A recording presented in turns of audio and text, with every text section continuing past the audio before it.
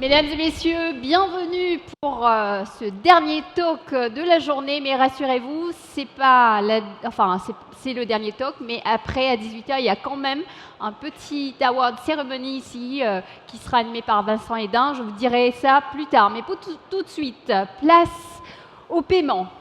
On va parler des nouveaux modes de paiement. Donc, si ces nouveaux modes de paiement qui font encore partie des irritants dans l'esprit des consommateurs, ils sont pourtant source de rapidité, de fluidité et de sécurité lors des transactions. Donc, on va parler de ce sujet qui vous intéresse, j'imagine, avec deux personnes. Donc, nous avons le directeur de la stratégie, de la transformation digitale et de l'innovation du groupe Casino. Et nous avons également le directeur tourisme marketing de la Vallée Village. Mesdames et messieurs, veuillez accueillir chaleureusement Cyril Bourgeois et Emmanuel Suissa.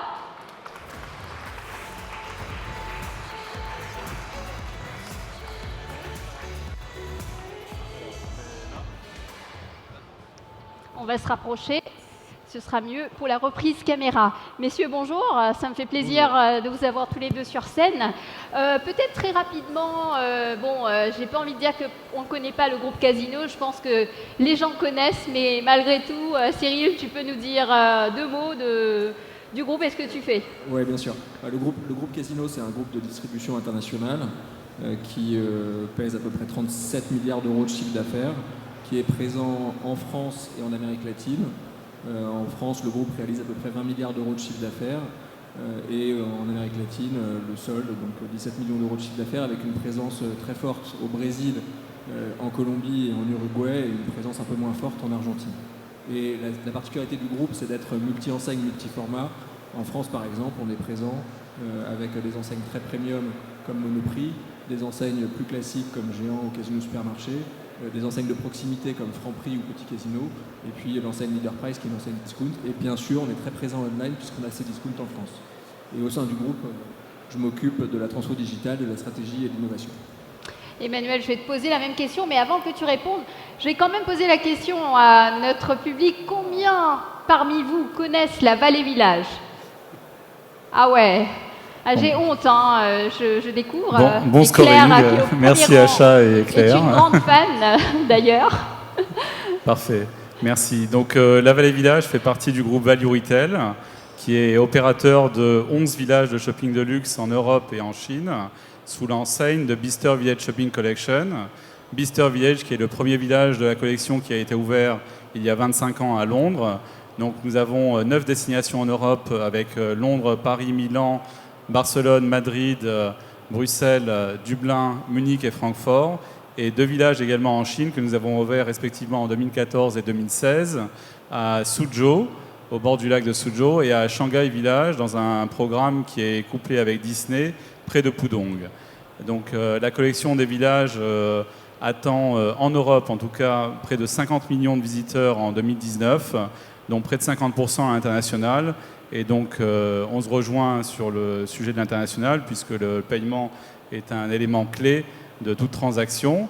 J'ai rejoint le groupe Value Retail depuis 5 ans, en charge du marketing international et des partenariats pour la vallée, mais également en tant que directeur commercial pour la Grande Chine, pour l'ensemble de nos 9 destinations en Europe.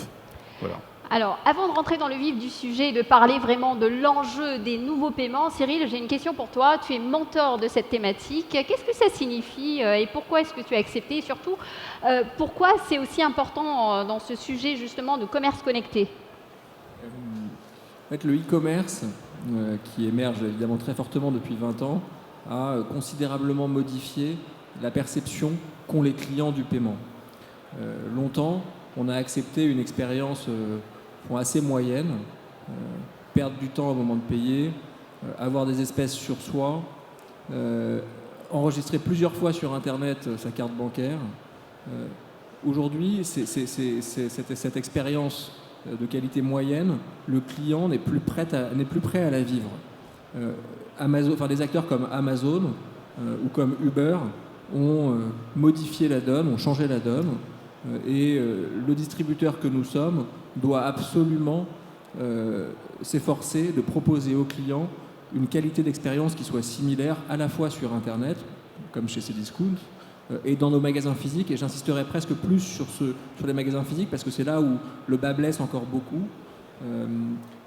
Voilà, et donc c'est la raison pour laquelle, dans la mesure où c'est un enjeu majeur, puisque c'est quand même le dernier contact qu'on a avec le client, donc c'est ce dont il se souvient, et c'est pour cette raison que j'ai accepté d'être le mentor, et ça me fait évidemment plaisir de parler de ce sujet que j'aime beaucoup à titre personnel.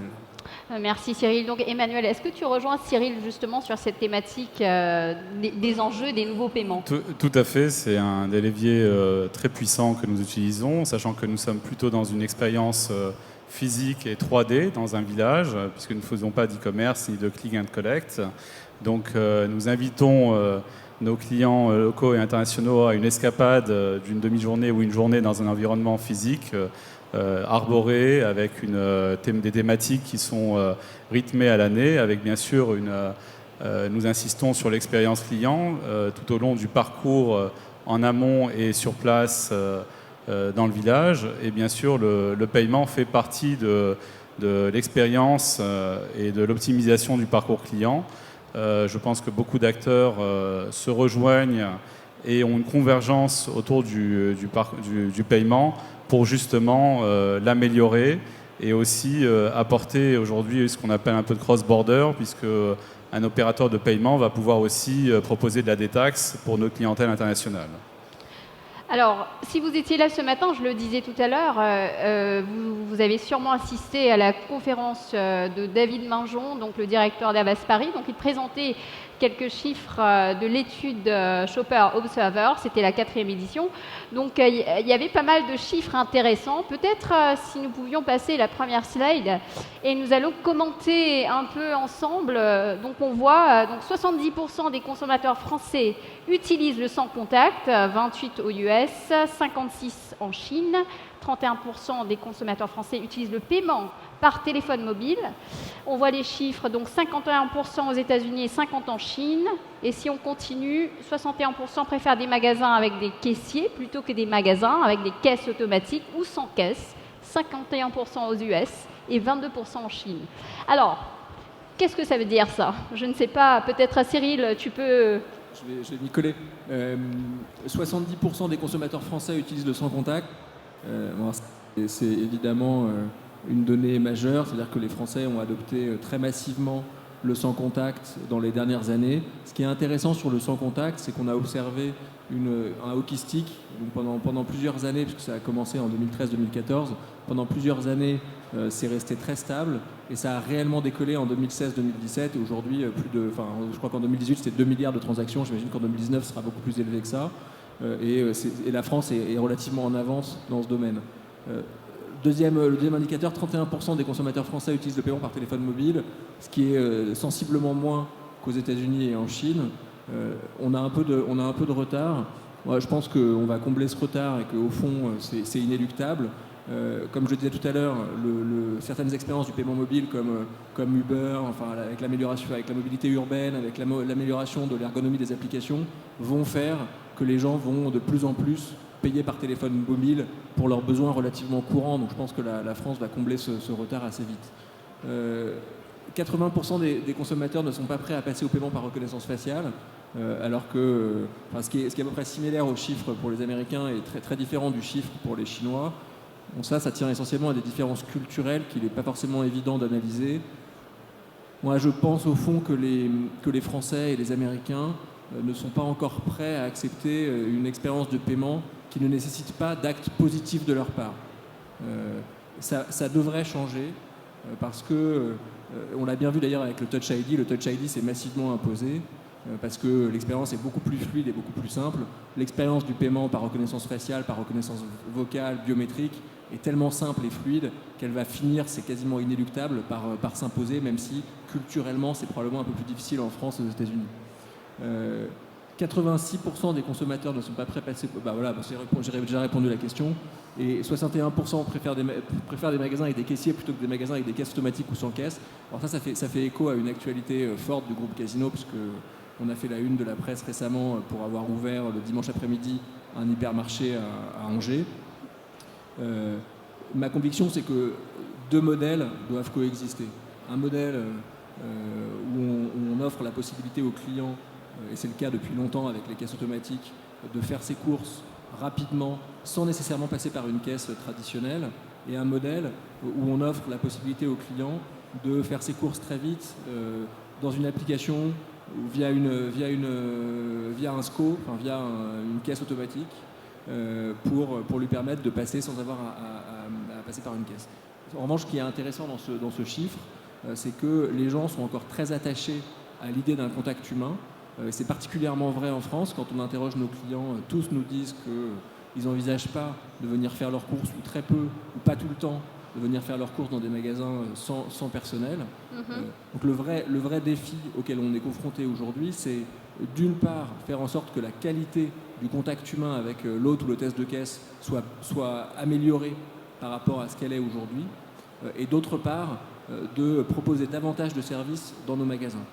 La conviction, c'est que, au fond, si je résume, les deux modèles doivent coexister. Il faut proposer aux clients des solutions modernes qui lui permettent de passer très vite dans le magasin sans nécessairement passer par une caisse traditionnelle, et que par ailleurs, il faut, pour attirer les clients dans les magasins, remettre l'humain au cœur du dispositif pour encore une fois satisfaire nos clients. En tout cas, c'est des chiffres. Ça ne te choque pas, hein, les chiffres ne te... Non, les chiffres me surprennent pas. Ce qui est impressionnant, c'est surtout en Chine. Moi, Oui. personnellement, j'étais en Chine et je ne pouvais même pas acheter une bouteille d'eau parce que je ne pouvais pas payer. J'avais des dollars et en fait, mobile, il fallait tout à utiliser fait. un app pour acheter quelque chose. Et c'est assez impressionnant. Effectivement, je pense que Cyril, tu as bien couvert l'appétence pour le sans contact et analysé. Pour moi, les 50% de paiement mobile pour la clientèle chinoise est largement sous-estimé, puisque je dirais qu'ils sont plutôt à 90% de paiement via mobile. Il faut savoir qu'en Chine, si vous n'êtes pas présent en application sur un mobile, vous n'existez pas, aucune possibilité d'interagir avec le consommateur. C'est vraiment un marché qui est mobile-centric, et c'est pour cela que les gros acteurs du paiement mobile, et qui sont aussi des acteurs des réseaux sociaux et autres, comme Alipay et WeChat Pay, donc on parle du groupe Tencent et Alibaba, réunissent chacun on rivalise avec des centaines de millions d'utilisateurs. Chacun en revendique 700 millions ou 600 millions.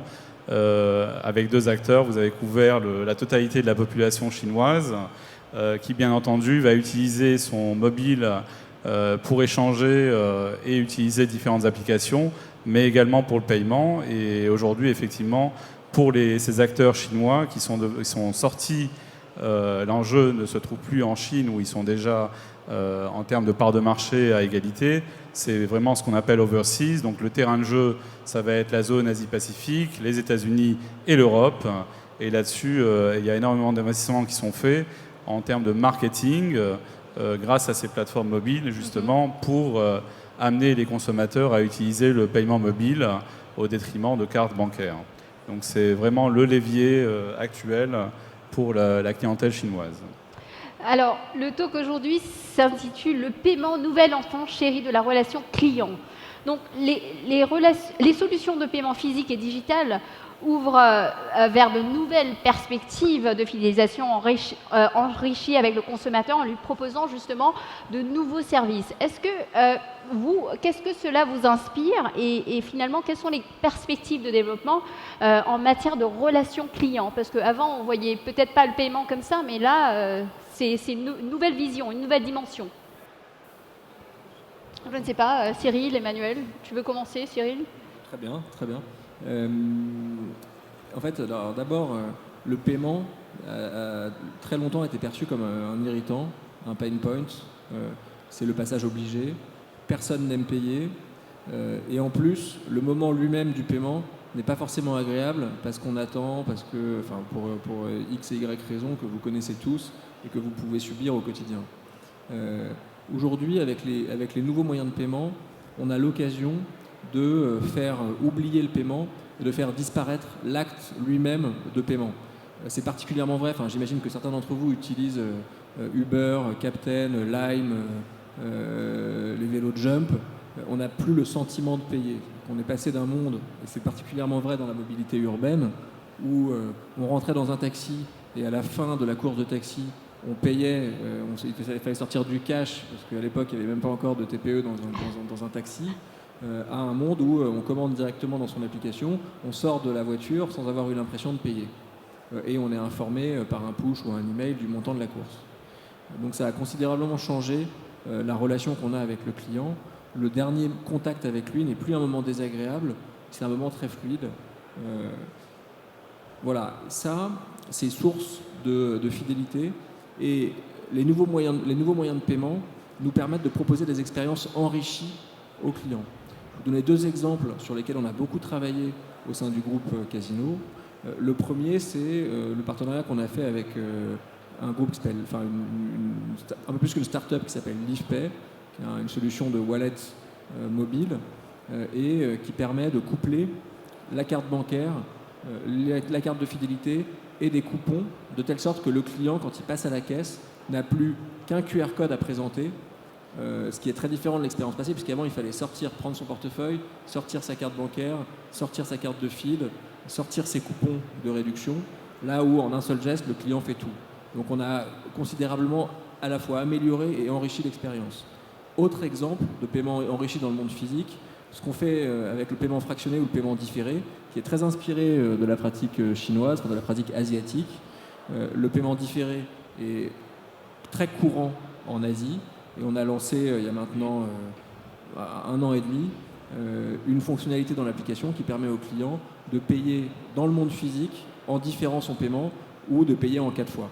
Ça, c'est deux exemples d'expérience d'une expérience qui est enrichie par rapport à ce qu'on pouvait faire dans le passé, parce qu'elle est à la fois plus fluide et plus complète.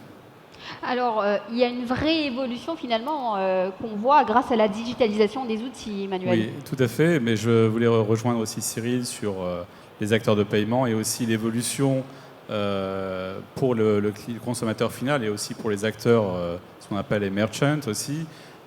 Pour le consommateur final, tous ces acteurs de paiement, que ce soit des cartes comme Visa, American Express ou Mastercard, et pour en citer que quelques-unes, ont largement évolué ces dernières années. Elles ont des conciergeries, ce sont des plateformes lifestyle qui proposent énormément de services également derrière, des assurances. Donc on est au-delà du paiement. Il y a une convergence de services qui sont proposés en amont pour pousser les ventes. Vous êtes sûrement au courant des campagnes cashback qui ont commencé à se mettre en place depuis à peu près 2 ans en France et en Europe. Je crois qu'American Express est un des leaders sur le secteur. C'est quelque chose qui est bien sûr basé sur l'exploitation de nos data, qui est quand même un élément important. Et pour les acteurs qui souhaitent effectivement pousser des ventes sur leur site, c'est des outils ultra performants qui sont mis à disposition et effectivement également des outils de fidélisation pour le client, puisque derrière le cashback donne une offre instantanée de paiement, de refund, sur un paiement qui est effectué, qui est quand même relativement important, donc à la charge du commerçant éventuellement. C'est un des éléments qui a transformé, on va dire, je dirais, la relation client sur le paiement. Les acteurs, bien sûr, asiatiques ne sont pas en reste, puisqu'ils arrivent avec une puissance de frappe. Si on prend UnionPay International, et je dis bien ce qui s'appelait avant China UnionPay, ils ont changé de nom, puisqu'aujourd'hui l'enjeu est worldwide, et donc ils ont à peu près 7 milliards de porteurs de cartes, auxquels on rajoute nos amis Alipay et WeChatPay, on voit un peu l'enjeu, qui travaillent sur un environnement mobile où ils vont pousser des offres en amont pour pousser des ventes, faire ce qu'on appelle du drive to store, pour emmener des clients vers une marque en particulier et ensuite s'assurer quand la conversion vers leur moyen de paiement grâce à différents marketing gimmicks qui peuvent être du cashback, un taux de change préférentiel ou carrément convertir des points sur un opérateur de booking en ligne comme Ctrip ou autre. Donc on a une convergence des acteurs autour du parcours client d'une part pour pousser les ventes vers des commerçants, mais aussi en termes de fidélisation, qui est, je dirais, ultime en ce moment. Et je crois qu'il y a encore beaucoup de choses qui sont en gestation et qui vont arriver prochainement. Alors, Cyril Emmanuel, je vous propose de commenter d'autres chiffres qui ont été tirés de l'étude. Si on peut mettre la slide. Donc voilà, donc 80% des consommateurs français ne sont pas prêts à passer au paiement par reconnaissance faciale. Donc 82% aux US et 42% en Chine. 86% des consommateurs français ne sont pas prêts à passer au paiement par reconnaissance vocale, 87% aux US et 60% en Chine. Alors, qui veut rebondir? Moi, Emmanuel. j'ai déjà répondu. Pour la Chine, oui, alors sur la reconnaissance faciale, je vais plutôt en parler puisque c'est un sujet qui est C'est un vrai sujet. sympathique en Asie. On n'est pas sur les mêmes normes. À l'horizon 2020, il y a à peu près 450 millions de caméras de vidéosurveillance en Chine. Quand vous traversez hors du passage piéton, vous êtes photographié et vous recevez un SMS qui vous prévient de faire attention. Et à la prochaine infraction, vous recevez carrément une amende, vous êtes verbalisé. Je raconte l'anecdote d'un... Ça va loin quand même, ils ont quand même arrêté des criminels, je crois. Ça va très loin, mais ça sert pour beaucoup de sujets. Quand on pense à la taille d'un territoire comme la Chine, au nombre d'aéroports, au nombre de flux, lorsqu'il y a un salon d'importance, la Chine est obligée de réguler les flux pour pouvoir alimenter et s'assurer que tout le monde puisse se rendre au bon endroit. Et une des petites anecdotes sur la reconnaissance faciale qui est liée aussi à l'intelligence artificielle, qui est le nouveau vecteur qui arrive aujourd'hui, c'est un grand patron d'un grand cabinet d'avocats d'affaires qui représentait la France sur la nouvelle route de la soie récemment, qui était rentré dans un restaurant populaire de Pékin et qui voit un message s'afficher avec son nom en français en lui souhaitant la bienvenue. Il reste estomaqué, il va voir le restaurateur, il dit non mais c'est normal, vous êtes pris en photo, on a des logiciels qui permettent de screener tous les réseaux sociaux et autres et on vous a reconnu et on vous a salué dans votre langue en français. Donc effectivement, on est sur une acceptation qui est totalement différente, un peu forcée, mais qui existe et donc il y a moins de réticence pour la clientèle chinoise, effectivement, par rapport à la reconnaissance faciale. C'est ce que disait Cyril tout à l'heure sur la différence, les disparités viennent justement de l'aspect culturel. Il y a à la fois une différence culturelle et une différence politique, s'agissant de la Chine, qu'on peut pas nier. C'est-à-dire que l'acceptabilité sociale de la reconnaissance faciale en France, elle est évidemment beaucoup moins évidente. Enfin, le cas que citait Emmanuel serait absolument impensable en l'état actuel de la société française, et je crois que c'est assez souhaitable que ça reste comme ça.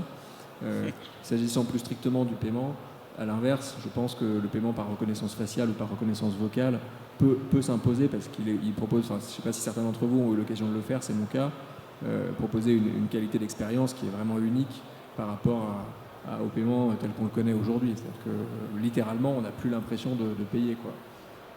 Alors, peut-être pour conclure, une dernière question. Donc, quel conseil est-ce que vous donneriez aux personnes qui sont dans la salle autour de la façon de mettre en place justement une stratégie performante autour des nouveaux paiements? Emmanuel, peut-être? Écoutez, là, je vais plutôt prendre ma casquette de marketeur, puisque c'est un levier ultra puissant pour nous, mondialement, pour justement... faire du drive to store, on va cibler une clientèle au travers de ces acteurs de paiement ultra qualifiés qui nous permet effectivement de cibler nos marques premium et luxe, de pouvoir avoir un parcours client qui soit optimisé.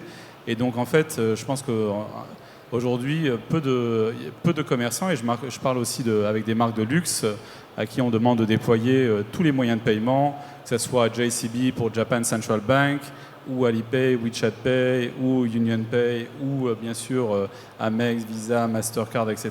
Parce que chaque acteur va permettre effectivement une transformation, d'amélioration du parcours client, mais aussi de recherche de nouvelles clientèles. Et je crois que c'est l'élément le plus important qui est non négligeable quand vous pensez que Alipay vous permet d'avoir une sorte de mini website qu'on va appeler un storefront qui va vous permettre de communiquer toutes vos offres que vous aurez en boutique en amont à des centaines de millions d'utilisateurs.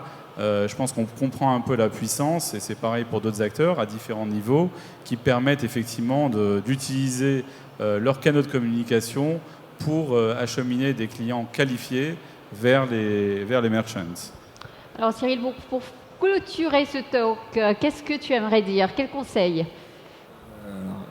Très modestement, le premier conseil que j'adresserais, c'est celui de mettre le client au centre de la stratégie, en se posant des questions extrêmement simples. Quelle est l'expérience de paiement que je propose aujourd'hui? Comment est-ce que je pourrais l'améliorer?